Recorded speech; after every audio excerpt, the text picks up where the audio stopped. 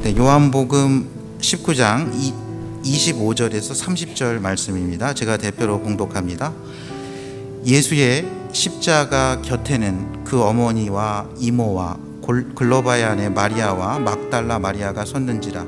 예수께서 자기의 어머니와 사랑하시는 제자가 곁에 서 있는 것을 보시고 자기 어머니께 말씀하시되 여자여 보소서 아들이니이다 하시고 또 그 제자에게 이르시되 보라 내 어머니라 하신대 그때부터 그 제자가 자기 집에 모시니라. 그 후에 예수께서 모든 일이 이미 이루어진 줄 아시고 성경을 응하게 하려 하사 이르시되 내가 목마르다 하시니 거기 신포도주가 가득히 담긴 그릇이 있는지라. 사람들이 신포도주를 적신 해면을 우슬초에 메어 예수의 입에 대니 예수께서 신포도주를 받으신 후에 이르시되 다 이루었다 하시고 머리를 숙이니 영혼이 떠나가시니라. 아멘. 예수님께서 십자가에서 돌아가실 때 하신 말씀이 7가지입니다. 그래서 그걸 한자로 가상칠언이라고 합니다. 십자가에서 하신 말씀 7가지인데요. 오늘 본문에 3가지가 나와 있습니다. 예수님께서 자신의 육신의 어머니 마리아에게 여자여 보소서 아들이니이다 하시고요. 그 제자 이 사도 요한인데요. 보라 내 어머니라 하신 이 말씀, 또 내가 목마르다 하신 말씀, 다 이루었다 하신 말씀, 이렇게 3가지가 오늘 본문에 있습니다. 요한복음 18장부터 21장까지는요 예수님께서 붙잡히시고 순환받으시고 신문 받으시고 십자가에 달려 죽으시는 그런 말씀입니다. 3일 만에 부활하시고요 승천하시기 전에 이를 역사를 기록했습니다. 제가 때가 되면 이 부분은 고난주간 부활절에 설교를 할 것입니다. 오늘 본문에서는요 제가 이제 요한복음 강해 설교는 22번째 마지막 설교를 하는데요. 보통 강해 설교를 할 때 저자에 대한 이야기를 제일 먼저 하는 경우가 있습니다. 근데 저는 맨 마지막에 오늘 요한복음의 저자인 사도 요한의 이야기를 하려고 합니다. 이 사도 요한의 이야기가 저와 여러분의 삶에 좋은 영향을 미치기를 바랍니다. 사도 요한에 대해서 먼저 설명을 드리겠습니다. 요한은요 존이라고 하는데요, 요한이라는 뜻의 이름은요 여호와는 은혜로우시다라는 뜻입니다. 여호와는 사랑이시다, 여호와는 자비로우시다, 이런 뜻입니다. 한나와 이름이 같고요, 영어 이름 그레이스에 가까운 이름입니다. 요한이라는 이름이 참 많습니다 성경에. 근데 오늘 여기 나온 이 사도 요한은요 세베대와 살로메의 아들입니다. 갈릴리 어부 출신입니다. 마태복음 4장에 보면요 예수님께서 갈릴리를 가시다가 베드로와 안드레를 부르시고요 야고보와 요한을 부릅니다. 근데 사도 요한은요 요한복음 1장에서 그렇게 기록하지 않고 좀 다른 시점으로 기록을 하고 있어요. 원래 이 사도 요한은요 세례 요한의 제자였습니다. 근데 세례 요한이요 예수님께서 자기에게 나아오심을 보고 이렇게 말씀합니다. 보라 세상 죄를 지고 가는 하나님의 어린 양이로다. 세상 죄를 갖다가 다 없이 하는 하나님의 어린 양이로다 하면서 사실 세례 요한이요 그의 제자였던 요한과 안드레를요 예수님께 이렇게 인계하는 부분이 있습니다. 요한이 그때부터 이렇게 삶이 바뀌어요. 이 요한에게 예수님께서 자신의 육신의 어머니를 맡기는 구절이 오늘 있습니다. 예수께서 자기의 어머니와 사랑하시는 제자가 곁에 서 있는 것을 보시고 자기 어머니께 말씀하시되 여자여 보소서 아들이니이다. 예수님께서 먼저 자신의 육신의 어머니에게 말씀 드렸어요. 지금 여기 서 있는 이 제자가 당신의 아들이다. 내가 십자가에서 죽고 아들 역할을 할 것이다 라고 말씀하시고요 바로 그 제자에게 보라 내 어머니라 이렇게 하고 그 제자가 바로 그때부터 자기 집에 모셨다고 합니다. 나중에 사도 요한은요 에베소 교회를 심우하게 됩니다. 사도 바울이 개척한 에베소 교회를요 그의 영적인 아들 디모데가 심우한 후에 나중에 사도 요한이 그곳에서 심우를 합니다. 사도 요한이 전승에 의하면 사도 요한은 이 성모 마리아, 이 마리아 예수님의 어머니 마리아를 갖다가요 모셔서 에베소에 모시고 마리아가 죽기까지 그를 봉양했다고 합니다. 사도 요한은 나중에는요, 도미티안 황제 때, 예수님이 돌아가시고 한 60년이 지나고 도미티안 황제 때 굉장한 박해가 있습니다. 그래서 사도 요한도 박해를 받았는데요, 그는 반모섬이라는 곳으로 유배를 갑니다. 그곳에서 환상 중에 예수 그리스도의 계시를 기록하죠. 그것이 요한계시록입니다. 사도 요한은 요한복음을 기록했고요, 요한계시록을 기록했습니다. 요한계시록을 기록했고 또 요한 1서, 2서, 3서를 기록했습니다. 사도 요한은 젊었을 때는요, 굉장히 이렇게 보기에는 미소년이고 온유한 성격이고 굉장히 이렇게 이쁘게 생겼습니다. 여러분들 최후의 만찬 사진 그림 같은 거 보셨는지 모르겠어요. 예수님께서 가운데 앉아 계시고요, 제자들이 양옆에 앉아 있고, 근데 이 왼쪽에, 저희가 보기에 왼쪽에 예수님 가까이에서 이렇게 예수님께 기대어 가지고 귓속말을 하는 그 사람이 바로 사도 요한입니다. 예수님보다 한 10살 정도 어렸을 거로 추정하고 있습니다. 예수님과 아주 가까이 있었어요. 그 사도 요한에게 오늘 예수님께서 맡기신 거죠. 이 사도 요한은 아까 말씀드렸듯이 젊었을 때는요, 외모는 이렇게 곱상하고요, 이쁘게 생겼는데 그 자신이 이렇게 이게 아니다 생각하면 이렇게 불같은 성격이 있었던 것 같아요. 누가복음 9장에 보면요, 예수님께서 사마리아를 관통해서 유다 지방으로 가는데, 그때는 예수님께서 정말 이렇게 귀신도 내어쫓고 죽은 자도 살리고 막 그럴 때입니다. 그래서 정말 제자들이 많이 이렇게 업돼 있을 때예요. 그래가지고 쫓아가면서 보는데 어떤 마을에서는 예수님을 갖다가 이렇게 환대하지 않는 거예요. 그러니까 막 이렇게 화가 나니까, 예수님, 저 우리를 잘 못 알아보는 저 마을에는 하늘로부터 천둥 번개를 내려쳐서 저들을 죽이게 할까, 이렇게 물어봅니다. 예수님께서 우리는 사람들을 살리기 위해서 왔지 죽이러 온 것이 아니다 하면서 오히려 야단을 칩니다. 그래서 그들의 별명은요, 보아너게라는 별명을 가졌습니다. 그 son of thunder라는 뜻입니다. 천둥의 아들이라는 뜻이에요. 날씨가 보통 때는 이렇게 아무 일도 없는 것처럼 정말 언제 그랬냐는 듯이 좀 보기 드물게 아침에 쌀쌀할 정도의 날씨, 또 청명한 날씨를 저희가 오늘 최근에 맞이했는데요, 그런 날씨를 갔다가도 어떨 때는 구름이 끼고요, 폭풍우가 올 수 있습니다. 허리케인도 올 수 있죠. 토네이도도 올 수가 있습니다. 홍수가 날 수도 있어요. 근데 아마 젊었을 때 이 사도 요한이 그랬던 것 같아요. 보통 때는 이렇게 잔잔한 호수와 같이 있다가 정말 불과 같이 이렇게 좋게 얘기하면 굉장히 열정적이고요, 불의를 보면 참지를 못하는 거죠. 그럼에도 불구하고 그에게는 어떤 온유함은 없었던 것 같아요. 모세도 젊었을 때 그랬습니다. 그가 40에 이집트의 왕자로 있을 때 그는 자신의 헤브리 백성들이 불의하게 처우받는 것을 보고 사람을 때려 죽이기까지 하죠. 그는 광야의 생활을 통해서요, 정말 그 민수기에 보면요, 지면에서 가장 온유한 사람이란 그런 별명을 얻습니다. 오늘 사도 요한도요, 오늘 보면은 처음에 그의 젊었을 때 별명은 천둥의 아들, 우레의 아들이었는데요, 그의 나중에 그가 60년이 지나고 그가 90살이 넘어서, 그는 98세에 죽은 걸로 알려집니다. 90세가 넘어서 그가 얻은 별명은요, 사랑의 사도입니다.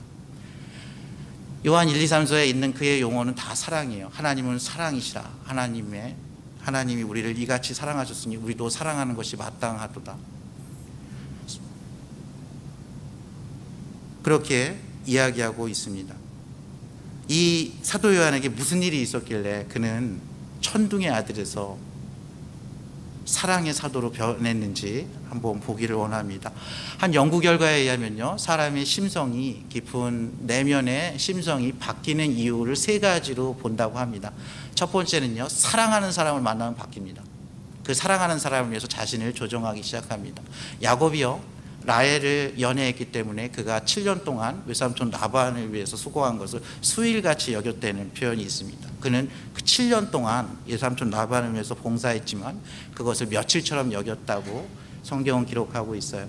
그리고 자신이 정말 이거다 싶은 일을 발견하면요, 그거를 위해서 정말 밤을 안 자기도 하고요, 아침에 일찍 일어나기도 하고 늦게 자기도 하면서 그 일을 성취합니다. 사람이 고생을 제대로 하면 사람이 바뀐다고 합니다. 이 고생이 의미가 있다 생각하면 그게 바뀐다는 거예요. 한때는 야곱이요, 외삼촌 라반이 그러죠. 이제 알록달록한 양이 나오면, 염소가 나오면 이건 너 거다 그러니까 야곱이 막 연구를 합니다. 그게 현대에 있어서 어떤 유전과학이나 과학적으로 설명되지는 않지만 야곱은 그 암염소들이 아이를 낳을 때 그 버드나무 가지를 이용해 가지고 알록달록한 것들이 태어나게 그렇게 만듭니다. 그 일을 열심히 해서 야곱이 굉장한 거부가 돼요. 야곱이 외삼촌 라반의 집을 떠나서 다시 가나안으로 돌아오게 되는 그런 계기가 되죠. 한 가지 경우는요, 사람이 절대적인 아름다움, 내가 어찌할 수 없는 절대적인 힘 앞에서 사람은 바뀝니다. 정말 허리케인이나 큰 폭풍우, 우리가 어찌할 수 없는 큰 거 앞에서 사람은 정말 연약한 존재라는 걸 알게 되죠. 그 절대자, 그 창조자, 그 구원자, 인간의 생사복을 주관하고 인류의 모든 역사를 주관하신 그분을 제대로만 만나면 사람은 바뀝니다. 야곱은 라헬을 사랑해서 7년을 수일처럼 일했지만 나중에 라헬이 아이를 낳지 못하게 되자 막 야곱에게 원망합니다. 그랬더니 야곱이 막 그래요. 내가 하나님이냐? 내가 어떻게 하냐? 이렇게 얘기를 하죠. 외삼촌 라반의 집에서 고생을 하면서 또 속임을 당하면서 야곱은 많이 자신을 반성했을 거예요. 아, 내가 과거에 척을 속였구나, 아버지를 속였구나 하면서 많이 반성을 했을 거예요. 그렇지만 그는 다시 에서를 만나기 전에 그는 두렵고 떨립니다. 저희가 사랑하는 사람 만나는 것, 저희가 정말 인생에서 이거다 해서 얻어서 하는 일들, 그게 저희의 내면 세계를 변화시키긴 하지만 그것은 한계가 있습니다. 야곱이 결정적으로 바뀐 거는요, 그 야복강간 하루에서 자신을 찾아오신 하나님, 은혜로이 자신을 다시 만나러 오신 그 하나님과 밤새 씨름해서 야곱은 그날 이스라엘이라는 새로운 이름을 얻습니다. 하나님께서 그의 내면에 임재해 계시면서 그의 마음을 주관하기 시작을 했어요. 여러분들 사도 요한 어떻게 생각하십니까? 세베대는 일꾼들이 있었고요, 갈릴리 바다에서 배가 있을 정도로 어느 정도 재산이 있었던 것 같아요. 사도 요한은요, 대제사장의 집에 들어갈 때 대제사장의 종들과 알아가지고 그는 그 예수님이 신문받는 그곳에 들어갑니다. 그리고 베드로도 내가 아는 사람이냐 그래서 같이 들어가게 해요. 그러니까 그는 어느 정도 그 지역사회에서 유력자였던 거예요. 대제사장과 친분이 있고요, 어떤 부탁을 해서 들어갈 수 있는 사람이었던 거예요. 사도 요한은 예수님을 쫓아다니면서 한때는 예수 왕국이 오면 내가 나의 형 야고보와 내가 예수님의 한 명은 좌편에 한 명은 우편에 이렇게 앉게 해달라고 어머니 살로메가 얘기할 정도로 약간 오해를 했습니다. 예수님께서 오시면 로마 제국을 멸하고 새로운 제국이 올 거라고 생각을 했고, 그 내각의 중요 자리를 해서 하나님의 뜻을 펼칠 걸로 기대했던 것 같아요. 이 요한이 바뀌었어요. 불의를 보면 참지 못하고 정말 불같은 성격의 요한이요, 사랑의 사도가 됐습니다. 요한복음 보면 사랑이 넘칩니다. 그것에 생명이 넘쳐요. 그것에 빛이 넘쳐요.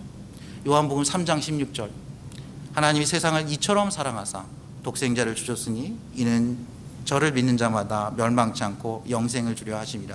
하나님이 세상을 사랑하신다는 거예요. 저와 여러분을 사랑하신다는 거죠. 그렇기 때문에 예수 그리스도를 주셨음을 알았습니다. 요한은 많은 경험을 합니다. 예수님을 쫓아가면서 예수님의 첫날 가나의 혼인잔치에 표적에 있었어요. 가나의 혼인잔치에 여러분들 아시겠지만 요한복음 2장에 보면요, 포도주가 떨어집니다. 떨어지면 안 될 게 떨어진 거예요. 저 인생에서 떨어지면 안 될 것들이 있죠. 그게 떨어진 겁니다. 혼인잔치에서 꼭 있어야 할 그것이 떨어졌어요. 더 이 혼인잔치가 계속될 수 없을 때 마리아가 예수님께 부탁을 합니다. 예수님이 내 때가 아니다 하면서 거절하지만 결국은 물이 변해서 포도주가 변화됩니다. 하인들은 그 일이 어디서 일어나는지 알았고요, 그때 있던 제자들이 예수님을 믿기 시작했어요. 그곳에 야고보와 요한과 베드로와 안드레가 있었습니다. 요한이 이렇게 사랑의 사도가 된 거는요, 예수님이 정말 사랑이시라는 그분과 아주 가까이 있었어요. 예수님의 이너서클에 3명이 있습니다. 그 중에 2명이요 야고보와 요한 형제예요. 베드로와 야고보와 요한이 다른 사람들은 못 가는 곳에 가봅니다. 그들은 회당장 야이로의 딸을 아이야 일어나라 난리다고 하는 그곳에 있었어요. 죽은 회당장 야이로를요, 말씀 한마디로 살리시는 그곳에 모든 제자가 간 게 아니에요. 회당장 그 부모 당사자 그리고 베드로와 야고보와 요한만 그곳에 갔습니다. 한 번은 예수님께서 변화산에 가셔가지고요, 그가 변화된 모습을 보여주셨어요. 그곳에 모든 제자가 간 게 아닙니다. 베드로와 야고보와 요한만 갔어요. 그곳에서 예수님이 정말 영광스럽게 변한 모습을 보고 베드로가 그렇게 이야기합니다. 하나는 모세를 위해, 하나는 엘리야를 위해, 하나는 우리를 위해서 여기서 머물자고 얘기합니다. 예수님이 근데 그때 내가 곧 별세할 것을 알려주세요. 내가 이제 곧 죽을 거라는 것을 알려주시면서 그는 그 산을 내려옵니다. 겟세마네 동산에서 기도할 때요, 그곳에 베드로와 요한과 야고보만 예수님 가까이 갑니다. 대제사장의 궁정에서 예수님이 신문 받으시고 십자가에 달려 죽기 바로 전에 그때는요, 베드로와 요한만 동행을 합니다. 근데 베드로는 그곳에서 닭이 울기 전에 예수님을 3번을 부인해요. 베드로는 그때 예수님을 떠납니다. 오늘 본문에서 본 것처럼 예수님이 십자가에서 달려 죽으실 때 그가 육체의 고통 가운데 내가 목마르다 하시고 자신을 이 땅에 보내주신 목적, 저와 여러분의 모든 죄, 그것을 한 번에 영원히 사하기 위해서 주신 그 십자가의 사역 내가 다 이루었다 라고 말씀하시는 그 현장에 제자 중에 요한만 있었어요. 그리고 3명의 마리아가 있습니다. 막달라 마리아, 귀신을 내어쫓은 마리아가 있고요, 글로바의 아내 마리아가 있고요, 예수님의 이모가 계시고 예수님의 어머니 성모 마리아가 계십니다. 그리고 그 현장에 사도 요한은 자신을 예수님께서 사랑하시는 제자라고 요한복음에서 그를 6번 기록하고 있는데 그게 사도 요한 자신입니다. 그 자리에서 말씀하신 거예요. 여러분, 이때 마리아에게는요, 성모 마리아에게는 남편 요셉이 죽었을 걸로 신학자들은 추정합니다. 남편 요셉이 있지 않아요. 성모 마리아에게는요, 아들들이 많이 있었어요.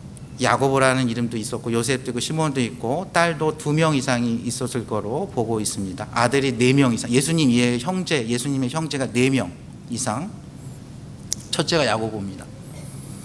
그리고 딸들도 있을 거라고 생각했는데 예수님께서는요, 예수님 바로 다음 동생이 야고보입니다.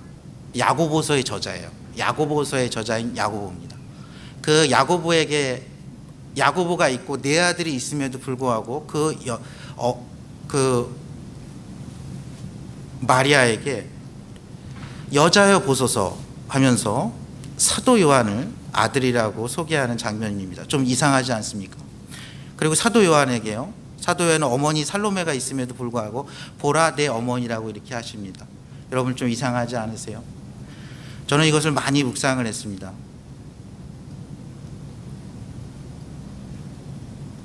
그리고 좀 이상한 것을 제가 발견을 했어요. 사도행전 1장에 보면요, 예수님이 승천하시고 마가 요한의 다락방에서 성령을 기다리면서 기도하는 구절이 있는데 1장 14절에 보면요, 거기에 예수의 어머니 마리아와 예수의 아우들과 더불어 마음을 갖춰요 오로지 기도에 힘쓰는 예수의 가족들이 있어요. 보통의 이런 자신이 정말 예수님이 자라면서 그의 지혜와 키가 자라고 하나님과 사람들에게 은총과 귀중히 여김을 받는 아이로 자랐어요. 정말 눈에 넣어도 아프지 않을 아들이 정말 불의한 세력에 의해서 가장 참혹한 죽음 앞에 서 있습니다. 마리아는 말을 하지 못하고 있어요. 이 큰아들, 하나님의 아들이라는 이 아들이 이 죽음으로 죽어야 하는 거에 대해서 이것은 정말 큰 사건이죠. 이런 일을 겪고, 이런 큰 트라우마를 겪고 이 어머니가 또 그의 형제들이 어떻게 살았을지 저희는 생각해 보아야 합니다. 사역자, 예수님같이 이렇게 사역하는 분들은요, 여기저기를 돌아다니기 때문에 집을 돌볼 틈이 없습니다. 아마 가장 큰 둘째 형제였던 야고보는요, 형 예수님에게 아주 섭섭했을 수 있어요. 이 어머니도 비록 하나님의 아들이고 하나님의 큰 일을 하지만 실제적인 일에 있어서는 굉장히 섭섭했을 수 있습니다. 그래서 우리가 가끔 보면요, 아주 큰 사역을 하시는 사역자들의 가족들이 힘들어하는 경우를 봅니다. 그의 형제들이 하나님의 은혜에 대해서 냉랭한 경우를 봅니다. 특별히 그들이 불의를 행하진 않아요. 특별히 나쁘진 않아요. 근데 그들에게 그 뭔가가 결여되어 있는 경우가 있습니다. 신앙의 2세대를 위해서 저희는 기도를 해야 되는 이유가 여기 있습니다. 근데 이상하게요, 성경은 그걸 자세히 얘기하지 않는데 사도행전을 보면 놀라운 일이 있어요. 예수님의 형제들이 다 그곳에서 제자들과 같이 기도하고 있고요, 마리아도 기도하고 있고 오순절 성령 강림의 그 기적을 체험합니다. 사도행전 12장에 보면요, 예수님의 12제자 중에서 이 사도 요한의 형인 야고보가 제일 먼저 순교를 합니다. 헤롯 아그리파 왕이요, 예루살렘 교회의 지도자들을 갖다가 이렇게 옥에 가두고 칼로써 야고보의 목을 베요. 사도 요한의 형의 목을 베입니다. 그랬더니 유대인들이 이 그리스도인들 일어나는 게 조금 부담이 됐는데 예수님께서 부활하셨다, 그 전파되는 걸 이렇게 두려워하고 있었는데 그걸 좋아하는 걸 보고 베드로도 이렇게 잡아서 죽이려고 합니다. 베드로는 기적적으로 이렇게 천사들의 도움으로 살아나죠.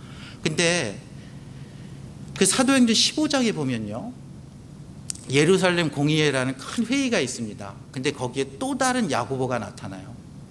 사울과 바나바가 이방인들을 갖다가 구원하면서 이방인들도 할례를 받아야 될 거 아니냐.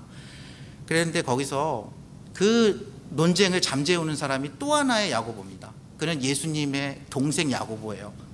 동생 야고보가요, 우리가 이방인들을 괴롭게 하지 말라, 그들도 은혜로 구원을 받는 거다, 그들도 믿음으로 구원을 받는 거다, 그러면서 이방인 구원의 큰 문을 엽니다. 예루살렘 첫 총회장 역할을 하는 게 예수님의 동생이었어요. 이게 얼마간의 시간이 지나지 않은 거거든요. 마리아가 온전했고요, 예수님의 형제들이 온전했다는 거예요. 그 이유 중에 하나는 예수님이 부활하시고 나서 자신의 동생 야고보를 만납니다. 고린도전서 15장에 보면요, 부활의 증인들에서 막 나와요. 처음에 게바에게 나타났고 여자들에게 나타났고 500명에게 나타났고 할 때 거기서 야고보에게 나타났다고 나옵니다. 그 야고보가 예수님의 동생이었어요. 육신의 동생이었습니다. 그러니까 어찌 보면요, 정말 이 역사적인, 이 당시에 제루살렘 크로니컬이라는 뉴스페이퍼가 있었다면 모든 일면 장식했을 누구나 다 알 사건, 그 사건, 자칭 유대인의 왕이라 그래서 반역죄로 죽은 그 사람, 강도를 살려주고도 살지 못한 그 사람의 어머니와 그 사람의 형제들이 그 당시에 겪었어야 될 정신적인, 육체적인, 실제적인, 사회적인 그 박해 가운데 이들은 멀쩡했던 거예요. 이 어머니가 멀쩡했기에 어머니의 아들, 또 아들이자 예수님의 형제들은 그들이 멀쩡했던 거예요. 누가복음 15장에 보면요, 아버지의 재산을 미리 달라 그래서 허랑방탕하게 쓰는 돌아온 탕자의 비유에 탕자가 나옵니다. 그 탕자를 놓고 잔치를 벌이는 아버지를 보고 분노하는 첫째 아들이 나와요. 거기서 멀쩡한 사람이 하나 나옵니다. 근데 그는 너무 멀쩡해서 이상한 사람이 하나 나와요. 아버지입니다. 저희가 인생에서 어떠한 트라우마가 될 만한 사건, 정말 있어서는 안 될 일, 그리고 그걸 모든 사람이 아는 일이 있을 때 저희가 위해서 기도할 거는요, 아버지를 위해서 기도해야 합니다. 그 공동체의 지도자가 나중에 집 나간 아들이 다시 돌아왔을 때 형을 잃고 형 때문에 내 인생이, 내 사회생활이 이렇게 얘기하는 그 둘째 아들이 돌아왔을 때, 그 셋째 아들이 돌아왔을 때 그것을 따뜻하게 받아줄 어머니, 그 어머니를 위해서 기도해야 돼요. 그 어머니가 살아있는 한, 그 아버지가 살아있는 한, 그 공동체의 지도자가 살아있는 한 저희는 다시 일으켜 세울 수 있는 겁니다. 사도 요한은 그 역할을 했던 것 같아요. 예수님께서 사도 요한에게 왜 맡기셨다고 생각하시나요? 사도 요한은요, 누구랑 결혼했는지가 나와 있지 않아요. 사랑했던 여자에 대해서 나와 있지 않습니다. 사도 요한은 고생을 엄청 많이 한 거는 맞아요. 아마 이 어머니 사도 요한만 유일하게 순교하지 않았습니다. 순교했는데 어떤 이렇게 참수형을 당하거나 칼에 맞거나 십자가에 이렇게 죽지 않았어요. 천수를 누리고 98세에 죽었어요. 그는 마리아를 모셨습니다. 그는 사랑을 알게 됐어요. 저는 왜 사도 요한에게 어머니 마리아를 맡겼을까? 아들들이 많이 있는데, 딸들이 있는데, 이런 생각을 좀 해봤습니다. 잘 모르겠어요. 근데 제가 발견한 하나는요, 요한이 굉장히 다정다감했던 것 같아요. 비록 우리의 아들이지만 저것이 하나님, 요한 이제 사도행전 2장에 보면 성령 강림을 받고요, 성령의 충만함을 받은 이 요한이요, 성령의 열매를 맺기 시작해요. 요한은 사랑으로 가득 찬 삶을 삽니다. 요한이 말년에 에베소 교회에서 설교를 하는데 이번 주에도 와서 서로 사랑하라, 하나님이 우리를 사랑한 것이 서로 사랑하라, 이렇게 설교를 했다고 합니다. 그 다음 주에 와서도요, 서로 사랑하라, 사랑은 여기 있으니 우리가 하나님을 사랑한 것이 아니라 하나님이 우리를 사랑한 것이라, 서로 사랑하라, 이렇게 설교했다고 합니다. 그 다음 주에 와서도요, 새 계명을 너희에게 주노니 너희가 서로 사랑하라, 내가 너희를 사랑한 것 같이 너희도 사랑하라, 이렇게 설교했다 그래요. 계속 사랑에 대한 설교만 했다고 전해집니다. 그것에 대해서 묻는 사람이 사도 요한이 그렇게 얘기했다고 합니다. 사랑은 우리가 하나님의 사랑에 이르기 어려운 경지이기 때문에 우리는 매일 설교하고 매일 결심하고 그렇게 살아가도 이룰 수 없는 경지라고 이야기했다고 합니다. 또한 믿음도 있고 소망도 있고 사랑도 있지만 그 중에 제일은 사랑이라고 했다고 합니다. 저희가 하나님 나라 가면요, 저희가 바라는 것들 다 이루어졌기 때문에 믿음이 결과를 보는 거예요. 우리의 소망의 인내가 결과를 보는 거예요. 그곳에는 사랑이신 하나님과 사랑만 영원히 있을 것이라고 이야기했습니다. 사도 요한은요, 또한 이 십자가, 다른 사람들을 보기에는 예수 그리스도 이제 끝났구나, 그 십자가에 보면서 많은 생각을 했을 것 같아요. 지금 예수님이 이렇게 돌아가시고 계세요. 목마르다고 하시고 다 이루었다 하시고, 누가복음 23장에는 아버지여 내 영혼을 당신의 손에 의탁하이다 하나이다 하시면서 숨을 거두십니다. 그때 요한만 이걸 지켜보고 있으면서 이게 뭘까? 하나님의 아들이 이렇게 불의한 세력에서 죽어도 되는 건가 하면서 깨달았을 것 같아요. 나의 죄로 인해서, 나의 허물로 인해서 나 같은 죄인을 살리시기 위해서 하나님이 놀라운 은혜를 베풀어 주신 그 십자가의 현장이라는 걸 알았을 거예요. 이 십자가의 현장에서 마리아와 사도 요한이 같이 느꼈던 건 그거예요. 예수님이, 하나님께서 이 죄를 얼마나, 우리의 허물을 얼마나 미워하시는가, 하나님이 얼마나 정의로우신가, 동시에 그럼에도 불구하고 우리를 얼마나 사랑하시는가, 자신을 내어주시면서까지 우리를 다시 살리셔서 영원한 하늘 본향으로 인도하시는 그 사랑을 알았던 거예요. 제가 전에 청년부 사역을 할 때 이렇게 젊은 커플들이 결혼하기 전에 옵니다. 그러면 그런 것 때문에 고민을 해요. 자매는 이제 교회를 다니는데 형제는 교회를 다니지 않는 거예요. 그럼 이제 이렇게 교회 그런 것 때문에 고민하죠. 교회를 다니지 않는 경우가 있고, 또 교회를 다녀도 하나님께 이렇게 하나님의 은혜에 미치지 못하는 경우가 또 있습니다. 그럴 때 제가 그렇게 얘기하죠. 교회를 다니는 것은 중요하지 않다. 정말 그 사람이 하나님의 은혜를 아는지, 성경을 가지고 다니는 건 중요하지 않다. 그 사람이 정말 성령의 검인 그 하나님의 말씀으로 그의 내면이 하나님과 매일 만나고 있는지가 중요하다. 그가 실수할 수 있다. 그렇지만 하나님과 만난다면 그는 다시 돌이킬 거다. 그가 잘못할 수 있다. 그러나 하나님과 만난다면 그가 다시 돌이킬 거다. 아니면 하나님이 돌이키시게 하실 거다. 그 십자가의 은혜를 아는 사람, 그러면 그 사람은 상황이 바뀌어도 지금은 사랑하는 사람을 위해서 무엇이든지 해줄 수 있고 이 일을 위해서 내가 뭔가 할 수 있는 것 같지만 정말 영원한 것, 오늘도 내일도 영원토록 동일한 것, 그 예수 그리스도의 십자가의 은혜, 그 부활의 능력, 그 아는 사람을 만나라. 먼저 너가 그러한 사람이 되도록 기도하기를 권면합니다. 예수님은 아마 이 십자가 앞에서 하나님의 은혜, 하나님의 사랑, 하나님의 공의, 이것을 같이 경험한 어머니 마리아와 사도 요한에게 다음 세대를 맡긴 걸로 저는 생각합니다. 이 사도 요한은 놀라운 일을 해요.